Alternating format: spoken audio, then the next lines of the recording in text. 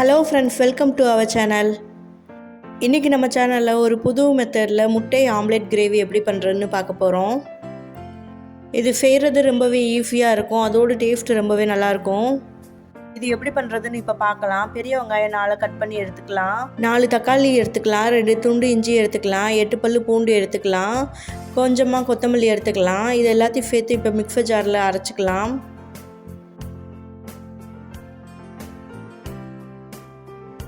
ஒரு பவுலில் 8 முட்டையை உடச்சி சேர்த்துக்கலாம்.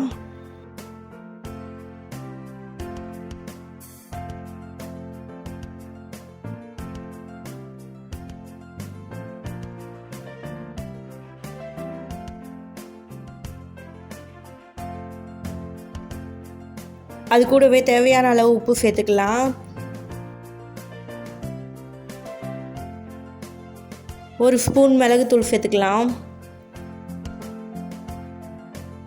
இது எல்லாத்தையும் சேர்த்து இப்போ நல்லா கலந்து விட்டுக்கலாம்.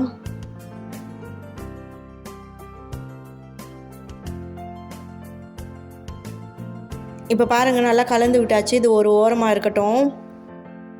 தவா ஹீட் பண்ணிக்கலாம். அதில் ஒரு ஸ்பூன் எண்ணெய் சேர்த்துக்கலாம். இப்போ நம்ம கலந்து வச்சுருக்க முட்டை கலவையை வந்துட்டு பாதி சேர்த்துக்கலாம்.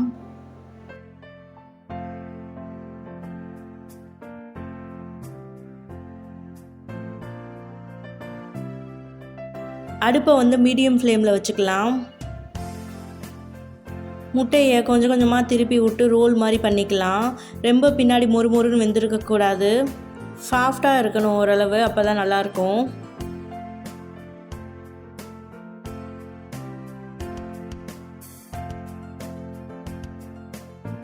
இப்போ பாருங்கள், இந்த மாதிரி ரோல் பண்ணி எடுத்துக்கலாம். இப்போ தவாவில் இன்னொன்றையும் சேர்த்து அதே மாதிரி ரோல் பண்ணி எடுத்துக்கலாம். இப்போ இது எல்லாத்தையும் கட் பண்ணி எடுத்துக்கலாம். இப்போ பாருங்கள், நான் காட்டியிருக்கிற அளவுகள் மாதிரி நீங்களும் கட் பண்ணி எடுத்துக்கோங்க. இந்த மாதிரி அழகாக கட் பண்ணி எடுத்துக்கோங்க, அப்போ தான் கிரேவியில் ஊறும், நல்லாயிருக்கும். கொஞ்சம் ஓரளவு குட்டி குட்டியாக கட் பண்ணிக்கிட்டால் தான் நல்லாயிருக்கும். இப்போ கிரேவிக்கு ரெடி பண்ணிடலாம். அதுக்கு ஒரு கடாயை ஹீட் பண்ணி அதில் எண்ணெய் சேர்த்துக்கலாம். எண்ணெய் ஹீட் ஆனதோ அதில் அரைச்சி வச்சுருந்த பேஸ்ட்டை சேர்த்துக்கலாம். பேஸ்ட்டை சேர்த்ததுக்கப்புறமா 100 ml தண்ணி சேர்த்துக்கலாம். இப்போ இது எல்லாத்தையும் நல்லா கலந்து விட்டுக்கலாம்.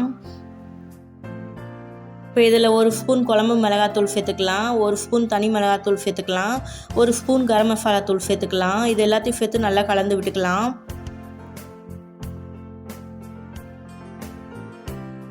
அது கூடவே தேவையான அளவு உப்பு சேர்த்துக்கலாம். ஏற்கனவே முட்டையில் வேறு நம்ம உப்பு சேர்த்துருக்கோம், அதனால கிரேவிக்கு தேவையான அளவு மட்டும் நம்ம உப்பு சேர்த்துக்கலாம். சேர்த்து இப்போ இது எல்லாத்தையும் நல்லா கலந்து விட்டுக்கலாம். ஒரு 10 நிமிஷம் வேகட்டும், வெந்ததுக்கப்புறமா பார்க்கலாம்.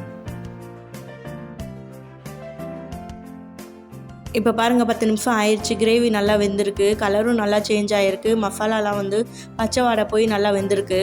இதில் கட் பண்ணி வச்சுருக்கிற முட்டையை சேர்த்து நல்லா கலந்து விட்டுக்கலாம்.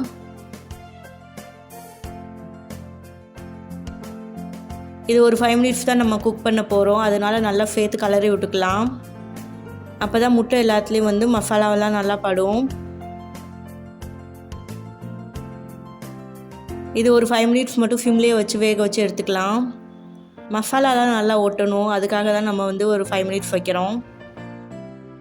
இப்போ பாருங்கள், மசாலாலாம் பிடிச்சி நல்லா வெந்துருச்சு.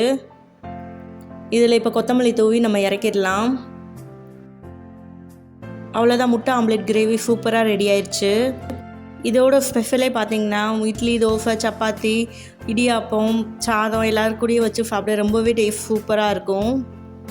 முட்டையோட எல்லோ மஞ்சள்னு பிரித்து சாப்பிட்ற குழந்தைங்களுக்கு கூட இந்த மாதிரி பண்ணி கொடுத்திங்கன்னா அவங்களால கண்டுபிடிக்கவே முடியாது, அப்படியே சாப்பிட்ருவாங்க. இது கூடவே சாதத்தை போட்டு கிளறி லஞ்ச் பாக்ஸ்க்கும் நீங்கள் எடுத்துகிட்டு போகலாம். டேஸ்ட்டு ரொம்பவே நல்லாயிருக்கும். உங்களுக்கு இந்த ரெசிபி பிடிச்சிருந்தா நம்மளோட சேனலை சப்ஸ்கிரைப் பண்ணி லைக் பண்ணி ஷேர் பண்ணுங்கள். தேங்க்ஸ் ஃபார் வாட்சிங்.